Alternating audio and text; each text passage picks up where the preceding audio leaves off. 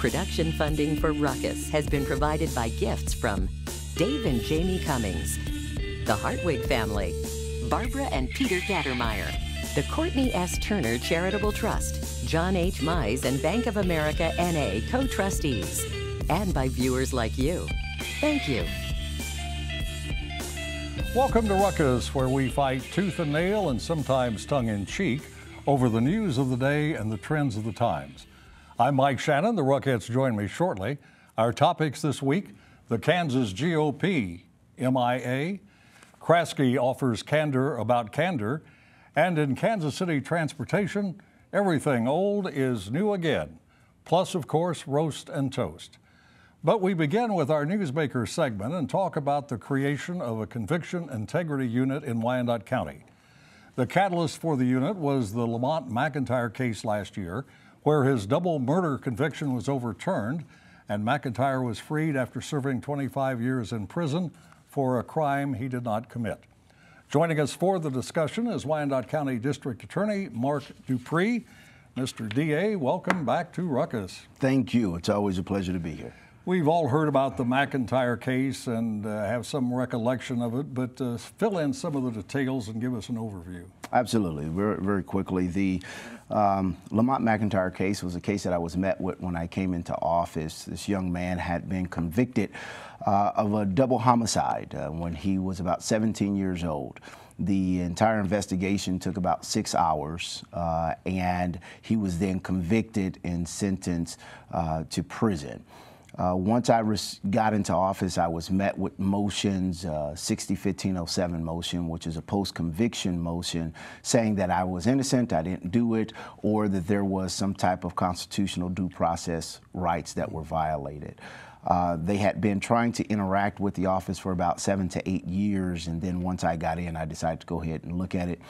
We did some interviews, brought in about 10 to 15 different folks from back in that time, as well as went to some federal prisons and talked to individuals who witnessed.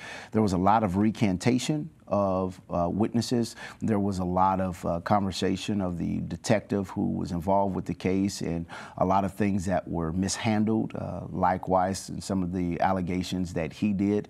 But ultimately, after investigating the case as well as reviewing the evidence of the case, we saw that there were many flaws and many issues with it, and the defense team presented over 100 exhibits and pieces of evidence to the court, at which point the judge determined that there was manifest injustice enough to say that this case should not stand. And he was freed and is functioning in society now as a result of the action. Yes. So that convinced you needed a conviction integrity unit, and you're in the process of putting one together? Yes, yes, we are. The Conviction Integrity Unit has been around since about 2007, really, when it's began to really show up on the scene across the country. There's about 34 of those Conviction Integrity Units. But this is new in Wyandotte County? This is new in the state of Kansas. This is the first in the state of Kansas. Should all counties have one? I think that it's something that all counties should look into. It is a great vehicle to make sure that the cases that all of our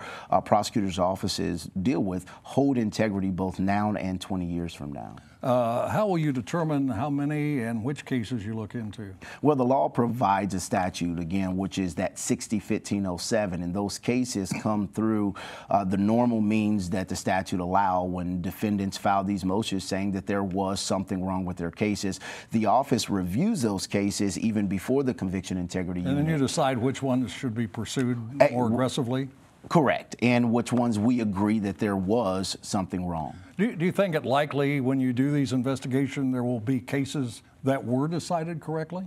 I believe that 99% of those cases will show that they were in fact done correctly, but for that 1% that there was a Lamont McIntyre, I think that we need to deal with it accordingly. What's the typical reason you find for unfair convictions? Well, 46% of all cases that are exonerated since 1989 have been because of prosecutorial misconduct or hiding of evidence on the prosecutor's side. So that's 46% of it, and it's coming out of the prosecutor's office. And so That's one of the biggest things that we have to do. Is this unit going to be in existence forevermore, or is its time somewhat limited by the amount of money that's been funded? It will be there forevermore. We will make sure that it's there because it is a reality in our society. Since 1989, over 20,000 years in prison have been served by folks who have been exonerated. That says that we have flaws, and we have to make sure when there's verifiable and credible evidence that a person did not commit a crime, that we do our part as prosecutors to follow justice and not just a conviction. If families or friends of someone who thinks he's been convicted unfairly have a claim, do they contact you and go further? They contact the lawyer, and they have a lawyer contact you and file the appropriate motions, 60-1507, and then they can submit that application and that motion to the court, and we'll follow through. Mr. DA Mark Dupree, thanks very much for coming in. Great to see you again. Thank you for the opportunity. Always a pleasure. That is Wyandotte County District Attorney Mark Dupree. Now let's meet our panel and start a ruckus.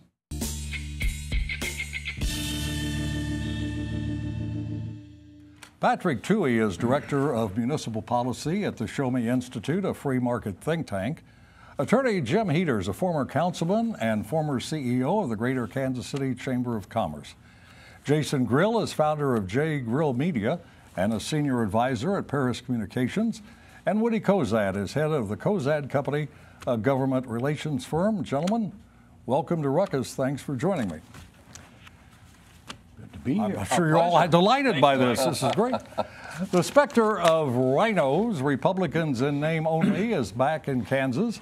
At least that's what a spokeswoman for the Chris Kobach gubernatorial campaign says, following news that more than 24 former GOP lawmakers are endorsing Democratic nominee Senator Laura Kelly. Many in the group also endorsed the Democratic nominee 4 years ago. The Kobach spokeswoman, Denidre Herbert, no stranger to Ruckus viewers, says the rhinos are worried that the Kobach administration will end the culture of corruption. And you'll recognize some of the names: former U.S. Senator Nancy Landon Kassebaum, former Senate President Dick Bond of Johnson County, former Lieutenant Governor Sheila Fromm, and former Insurance Commissioner Sandy Prager. So Woody, as a longtime Republican, what do you have to say about Republicans who publicly denounce their party and support the nominee of the Democratic Party? Well, let's talk about these people. Gee, Chris Kobach can't rely on Nancy Landon Kassebaum. Well, neither could Ronald Reagan. When he was president, she was a senator. She was with him on all the small votes and ran for cover on the tough ones. She said she was sorry she voted to confirm Clarence Thomas. And like Jimmy Carter, she went to Nicaragua as an election observer, attempting to undermine Reagan's foreign policy in Nicaragua. If she's a Republican, so's John Kerry. Then we've got the former governor, whose job, when you're governor and you're head of your party, and the party started to fracture. Bill Graves, instead of trying to put it together, which was his duty, put himself in charge of one of the factions and made war on the other. Look, these people have silver spoons in their mouths, not that they were born with them, but they were put there by a free enterprise system that the Republican Party supports. And they take those spoons out of their mouths long enough to bite the hand that put the spoon there. If you think they're acting on principle, I'll ask you one question. If these people lived and practiced politics, not in Kansas, but in California, New York, some other deep blue state, does anybody doubt they'd be happily registered Democrats? What do you think, Jim? Do you think they'd be happily registered Democrats in states other than Kansas? You know, I think a couple of things. First of all, these are some of the biggest names in Kansas Republican politics, including Senator Nancy Landon Kassebaum. I think two things are pretty clear about this. One is that all of these Republicans, former elected officials, including and some current elected officials who are Republican, are putting the state of Kansas and its well-being ahead of partisan politics. That's significant and very unusual, especially in this day and age. The second thing is that they haven't taken the easy route of endorsing an independent like Greg Orman. They've actually crossed party lines and endorsed the Democrat. And I think that speaks a lot for Senator Kelly, that these people who know her well, have known her for many years, have worked with her closely in elected official positions, that they have confidence in her to lead the state of Kansas in its future. So I think it's very significant. Well, Jason, what's the case these dissident Republicans make against Mr. Kobach? They think he's too extreme. They're more moderate Republicans. Extreme about what? Immigration, voting rights, all kinds of different things that he's talked about. Tax cuts, bringing it back to the Brownback era. There's so many things they lined up against. I think it is significant because it is a trend. They obviously know Senator Kelly from their time serving in Kansas. So, I mean, if I had to project the race right now, I think she's going to win, but I think it'll be close. What about the case these Republicans make, or these Democrats, no, these Republicans make about Republican nominee Kobach? Hard to keep track of their parties. So I think as partisanship declines, tribalism increases. And what we're seeing are not necessarily Republicans. I don't think that's the best way to describe them, but they're kind of moderates. They're maybe kind of the elite establishment party of years ago, who look on politics today and say, you know, we don't understand this, and we don't approve of this, and people need to come to us for our approval. And of course, nobody is. So it's tribal factions. Partisanship, I think, doesn't help us. I think every one of these Republicans I listed describe themselves as moderate, moderate Republicans. So I've always wondered about this. What is the difference in Kansas between a moderate Democrat and a moderate Republican? Other than party label, what's the difference? So I don't know that there is. And the problem in a lot of states that are very lopsided when it comes to partisanship is you have people who might have been the other party, but they can only win being a Republican, or they can only win being a Democrat. And so they just stick their finger in the air and go where the wind blows. There may be a lot of people in Kansas who would be Democrats if it were a 50-50 system, but because you have to have an R next to your name to win, frankly, they go Republican. Jim, do we ever see Democrats defect in this manner? Oh, surely. There have been instances over the years. But 2 dozen or more? Yeah. No, I think this is highly unusual, as I mentioned earlier. I think particularly in this day and age of highly partisan or even tribal politics, I think it's a very unusual event. Now, I don't know of a situation anywhere in the country where you've seen something like this. Let's go through a couple other things very quickly. Claire McCaskill, running for the Senate again in Missouri, says she will not vote for nominee to the Supreme Court, Brett Kavanaugh. What will that mean, if anything? I don't think it'll mean anything. She's trying to secure some of her base. I think she's also trying to reach out to the middle ground too. Woody, she's been talking about being a moderate, and she's frustrating a ton of progressive Democrats, and she doesn't care. And former Jackson County Executive Mike Sanders sentenced to 27 months in jail for a kickback scheme. Jim, still surprised? A fair sentence, and the whole situation is extraordinarily unfortunate. What Mike was accused of, what Mike pled guilty to, just difficult to understand why a person in his situation would fall into a circumstance like that. But a fair sentence, and I think he'll serve most of it. He used to be on Ruckus periodically as a guest and later as a panelist. So be careful, the 4 of you. While it's just weeks before the governor's election, it is months before Kansas City, Missouri will select a new mayor. Apparently, interest is already building. The first mayoral forum attracted 9 candidates, many of them current members of the city council. Star Steve Kraske writes that he's impressed by the lineup and says chances are there's a decent mayor in this bunch. Kraske calls former Missouri Secretary of State Jason Kander the undisputed front runner, but says the other candidates are conceding nothing. So, Jim, as a longtime political observer in Kansas City, Missouri, what do you see as Kander's appeal? A couple of things. First of all, Jason Kander is a proven vote getter, which means that he has persuaded the public to vote for him, to follow him. He's also a proven elected official, both as a Missouri State legislator and Missouri State Secretary of State. I think the great things about Jason are that he's very sincere, authentic, genuine person, which are probably the most important qualities that anyone seeking public office can have.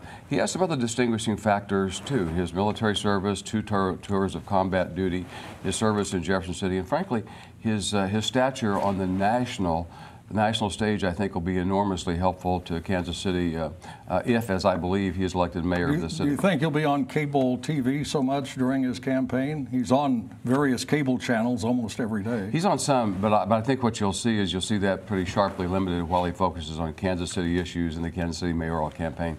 Jim really said that pretty eloquently. The one other extra thing that he has is his work ethic.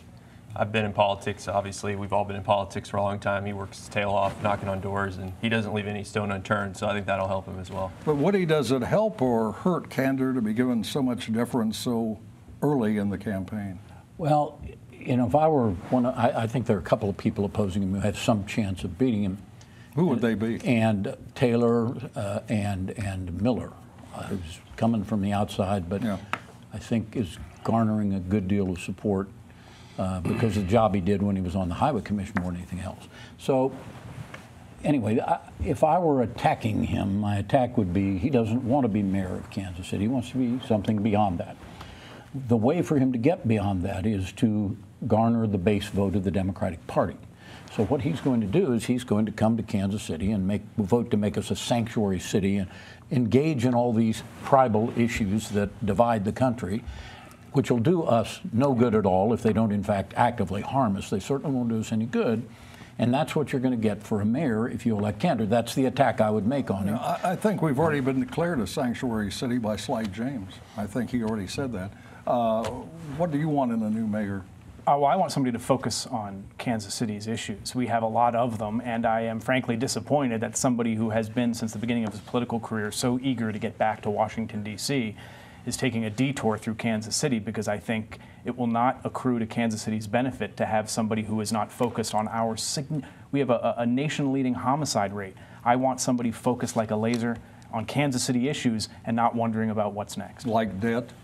Absolutely, like debt, like our economic development policy, which takes from the poor and gives to the rich, like the homicide, like all the things we've been kicking down the road for years need to be addressed. Jim, there's a lot of talk about affordable housing. Is that something that needs to be addressed by the next mayor? It is something that needs to be addressed, Mike, not only in Kansas City, but in cities around the country. You know, I was talking to a couple of mayoral candidates earlier this week, and one of the things we chatted about was the fact that there seems to be an early and ready consensus on a couple of issues which in the past have barely been mentioned, but affordable housing in Kansas City is one of them. It seems like every mayoral candidate in one way or another is in favor of policies that make more affordable housing available to more people. How did we get here? How did we get to the fact where it's 2018 and Kansas City is considering for the first time adopting an affordable housing policy? We've had an unaffordable housing policy for at least 15 years here, which is subsidizing Cordish. But I understand there's a need, but what kind of vacation from history have we been taking where this is the first time we're talking about it? It's important to note, too, that single-family homes are different than multifamily. So a lot of this new policy focuses on multifamily and not single-family homes. So. Jim, I know you're a good friend of Sly James, the mayor. Do you think the next mayor should follow the Sly James method of being mayor, and if so, what is it? Well, Mayor Sly James is a unique personality, and I think that's a part of his personality-driven mayor's office. Personality is really important in a mayor's office, and particularly in terms of approval ratings. Sly James's approval ratings have been unlike almost any I've seen for any elected official over time. They started out very high, and they have remained high through more than 7 years in office. I think the guy has executed his agenda. Let's remember that. I mean, being likable is a massive asset, but he has taken that asset, deployed it, and been very adroit. And the things he wanted to do, which is basically build it and they will come and don't worry about what it costs. And I couldn't. And whether you like that policy or not, he has absolutely executed it. And I absolutely agree with Woody, because while he has been accessible and he has done all the things that the ribbon cuttings, the neighborhood events that people expect of their mayor, he is focused on the big agenda items, and he's gotten them done. He's gotten them accomplished. Airport, streetcars. Bond hotel. There's nothing on homicide. Kansas City doesn't nothing about homicide. Kansas City doesn't have a strong mayor, but James has become a strong mayor through the force of his personality. He has been a very strong especially mayor. locally and nationally. Okay. We have a stronger mayor than people want to say. The mayor has veto power over the budget, which is an extraordinary amount of power that a lot of mayors around the country wish they had. That's a relatively new authority that the mayor has. The next mayor gets to cut all his ribbons, too. So there you go. When it comes to transportation in Kansas City, it seems like everything old is new again. There's talk of road diets to create more space on some major city streets for bikers and walkers. Of course, everyone knows about the apparent appeal of streetcars. And now electric scooters are attracting attention, both positive and negative. Star's editorial board calls for some kinds of regulations on the throwback transportation mode, warning that the risk for injuries is obvious. What does this new interest in old forms of transportation have to say about the future of Kansas City, Jason, if anything? More so on the future of the country. I mean, we have a small amount of Birds and Limes compared to other major cities, but we do have some. Birds and Limes are the brand names scooters, for right? the scooters. Yeah. I think it just shows that there's a lot of disruption, obviously, entrepreneurship, innovation happening, and I think cities are trying to figure out how to adapt to that as this continues to happen. I think it's a really good thing that companies are starting and innovating, but I think we also have to remain focused that, okay, we're going to see autonomous cars at some point. Those are going to happen. I believe they're going to happen. So why are we focusing so much on road diets, and let's focus on, let's be the next leader. Let's do something that we can actually. Well, I agree with you, but it's because Kansas City likes to mouth the platitudes of, like, we want innovation and we want technology. And then when innovation and technology shows up, we have an existential worry about the future of Kansas City. We want to regulate. I think you're exactly right. The idea that we're spending money on fixed rail transit when autonomous cars are coming, the idea that we're spending money on bike lanes when autonomous cars are coming, that is going to be revolutionary, like significantly revolutionary. And we're not only ignoring it, we're not doing anything to prepare for it. How do you change your roads? How do you change your regulation? How do you collect data? We're not doing any of that. We simply say, nothing new, thanks. We mouth the words for innovation, but when innovation shows up, we want to chase it away. If Woody and I want to go ride a scooter this afternoon, where would we find them? So you download an app, you look on your phone, and a Google map will tell you exactly where they are. You walk there, and off you go. Mike doesn't know how to do that. We have a problem. I do, but not for this purpose. Are they on the plaza, downtown, all over the city? Yeah, absolutely. So this is the best part about it. You've been on the scooter? I love them.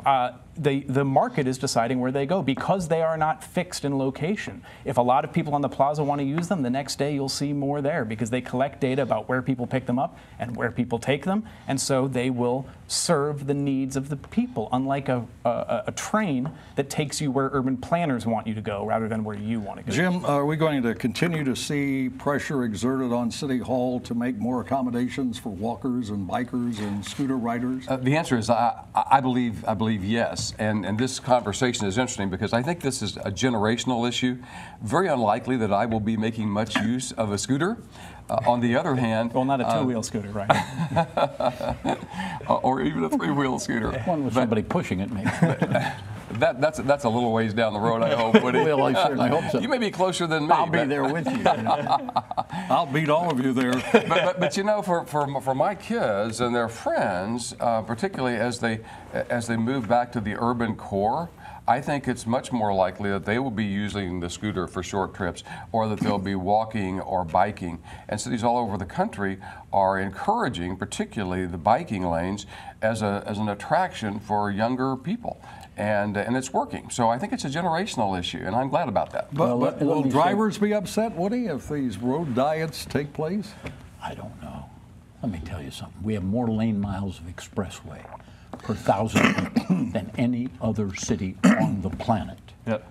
And if we don't have the brains, as the robotic cars are coming at us and everything, to say, how do we use that asset to put Kansas City out ahead of everybody else? If we're not thinking that way, I don't care who rides a scooter. Nobody should care who rides a scooter. Let them drop them up. People who want to use them, hop on them and ride them. But if they get themselves killed, it's their problem. Do you care, though, if lanes of major streets are reduced because of things like scooters and bicycles and people wanting to walk? That is not going to happen to any great extent in a city that is as automobile driven as this one. It has already happened to some streets, and it's it projected to happen to more. I said there's not to any great extent. When the automobile drivers get unhappy, it'll stop happening. The problem with a lot of the bike lane stuff is we are trying to build a city that we someday want to become, rather than paying attention to the city we are and are becoming. Okay, got to run. Now we're going to head to the soapbox for Roast and Toast, where the Ruckettes have 30 seconds each to elevate, inculcate, or extirpate people and events in the news, and we start with Patrick. My roast for City Hall, specifically the Office of Economic Development, which issued 2 weeks ago a $350,000 two-year analysis of economic incentives that was absolute garbage. Absolute garbage. They intentionally avoided the biggest question about economic incentives, which is, does the incentive itself lead to development? They simply pretended that it did, and that is bereft of any kind of intellectual honesty or policy value. Brian Kaberlein at the Kansas City Business Journal called the report a hot box of poo, and he was being diplomatic. All right, Woody? We're not supposed to do anything personal on these roast and toast, but I'll violate the rules. A fellow died a few months ago. I'm a little late getting around. His name was Tim McDaniel. Tim shined shoes in a parlor on the plaza. He did it better than anybody I've ever seen. He was a delight to be around. People went there not only to get their shoe shine, but just to be around him. The Bible says, whatsoever thy hand findeth to do, do it with thy might. And that's what Tim did. And he is gone from us now, and those of us who hung around his parlor are going to miss him deeply. Jim.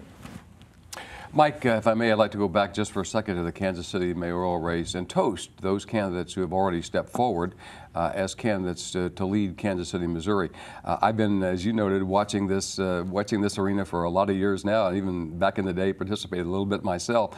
I don't recall a field of so many well-qualified and diverse candidates, and I'm particularly taken by the fact that they are, as a whole, much younger than you typically see in mayor's races. So congratulations to them for stepping forward to lead our city. A toast to them, and a toast to Kansas City, too, for having such a great field of choices. Jason. I like both of their toasts. But I'm going to roast the campaign finance laws in this country. Campaign finance. The U.S. Senate race in Missouri is going to upwards of $115 million to $130 million all total, all investment in. I think that's ridiculous. We got to figure out a way to fix campaign finance in this country. You would have loved my toast, but there's insufficient time for it. And that is Ruckus for this week. We're back next Thursday at 7. Now for the Ruckettes and the crew, I'm Mike Shannon saying thanks very much for watching and good night.